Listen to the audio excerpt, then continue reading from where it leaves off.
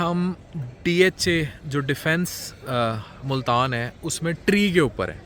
अब कहा ये जाता है कि यहाँ दूर दूर दूर दूर तक आमों के बाग होते थे और ये दूर फिर मती तल रोड पे खुल गया, मुल्तान को जॉइंट हो गया और वहाँ से वो जो सड़क थी ये जाती थी बहाउद्दीन ज़िक्रिया से सीधी वो बुच हाउसिंग सोसाइटी और फिर ये सीधा DHA और फिर ये सारा और फिर ये आगे सीधा ये सारा DHA का इलाका। अच्छा, नाजिश मुझे ये कह रही थी कि घर हो तो हमने डिफेंस में बनाया, लेकिन नाजिश ये जो एक बात मैं कर रहा हूँ कि ये जो एक्सपेंशन हो रही है शहरों की, ये है तो बहुत अच्छी बात, लेकिन कहीं ऐसा तो नहीं कि इस एक्सपेंशन में जो रिहायशी कॉलोनियों की, क्योंकि हम तो एक ट्रेंड में पड़ चुके हैं ना, रिहायशी कॉलोनियाँ जगह जगह शहरों से बाहर फैलती जा रही हैं। आप तो अब आइयो, एक वक्त था जो मुल्तान के बासी हैं वो बताएंगे बहाउद्दीन ज़िक्रिया यूनिवर्सिटी तक आना भी एक नाइटमेयर होता था, वही शहर से इतनी बाहर थी, अब तो शहर के बिल्कुल अंदर चली गई है।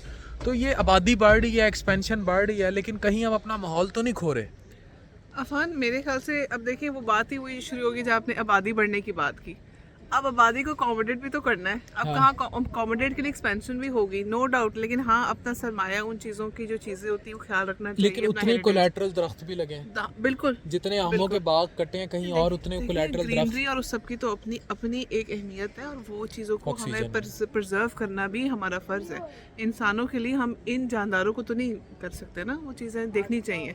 तो डेफिनेटली इंसानों के लिए अच्छी सहूलियात बनाना इज़ वेरी इंपॉर्टेंट, लेकिन lifestyle is very important. Lifestyle is very important, लेकिन इसके साथ साथ जो हमारे बाकी जो दरख्त है, ग्रीनरी है, ऑक्सीजन का सोर्स है, उसका भी तो ख्याल रखना है। पाकिस्तान में प्रॉपर्टी एक टाइकॉन बन चुकी हुई है, बड़े बड़े प्रॉपर्टी के टाइकॉन्स, लेकिन आने वाले वक्त में जो अब इसमें सरमाया लगा रहा है ना वो डाउनफॉल पे जाएगा। उसकी मैं रीज़न्स बताता हूँ। उसकी रीज़न्स ये हैं कि now the things are getting saturated, और अब वो वक्त है जब हम चाइना के मॉडल को कॉपी करें।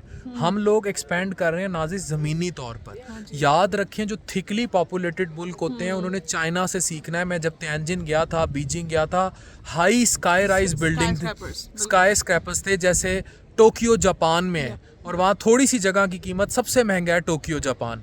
तो उसकी रीज़न यही है कि बजाय इसके कि आप इस तरह फैलें, आप बिल्डिंग्स को उस तरह बनाएं, उससे ये है कि आप माहौलियात को प्रिजर्व कर सकते हैं। ये बड़े बड़े कनालों की कोठियाँ, कई कनाल पर मुहित कोठियाँ जो हैं, जो ज़मीन तो घेर लेती हैं उतनी जगह, लेकिन पता लगता है इस घर में 4 बंदे रह रहे हैं। उतनी ही जगह पे चीन में कई मंजिला इमारत खड़ी होती है और 1000 बंदा अंदर रह रहा होता है। तो इन चीज़ों को भी तो देखना है। बिल्कुल बिल्कुल, ये आपने बहुत अच्छी बात की।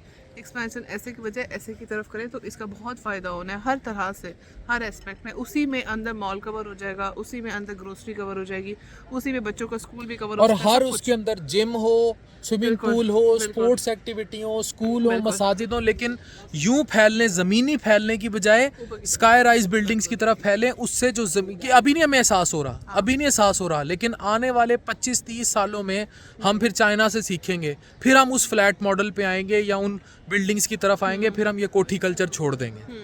ऐसा ही है, बिल्कुल, I agree. Thank you very much.